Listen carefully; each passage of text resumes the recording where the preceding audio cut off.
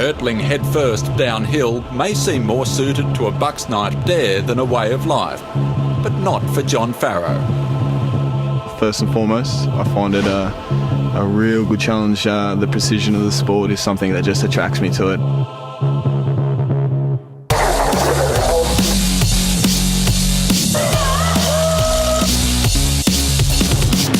John, a former World Cup mountain bike racer, was drawn to skeleton after seeing the sports track being built for the Vancouver Games. He saw obvious links between the sports.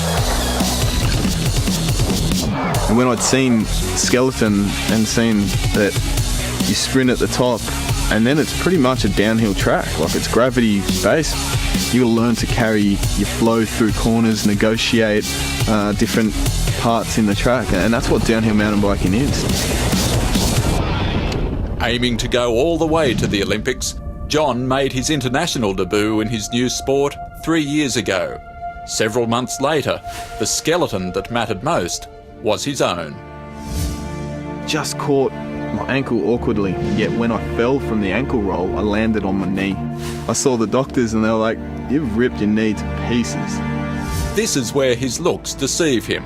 In a dangerous sport, it wasn't a crash on ice that caused 2 reconstructive operations, but an innocuous fall during sprint training on a running track. I was in the most intense pain I've felt in my life. I remember thinking to myself, well, what's next? What are we going to do now? And when I said that, like, well, what are we going to do? I was like, you got to carry through with this. You got to do everything you can to get back and be better, because otherwise I'm going to quit at everything else that comes at me in life. A test of character that intensified when the full extent of his injury was known, long after his knee recovered. John had damaged a nerve which affected his left foot. He couldn't move it properly, not even lift his toes. Yet this bike mechanic with some engineering nous found a way to compete. And that flat fillet there sort of enabled us to have a little bit of flex and keep my foot up in that lifted position.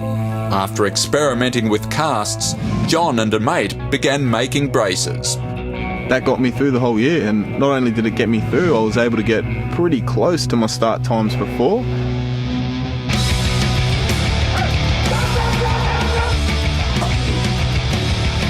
As for the brightest times, they're still to come.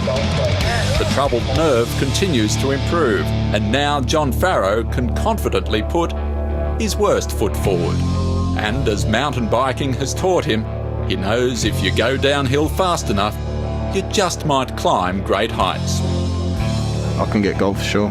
I'd love to get over there in Russia and come back with that gold medal and you know, have it for everyone. That would be amazing.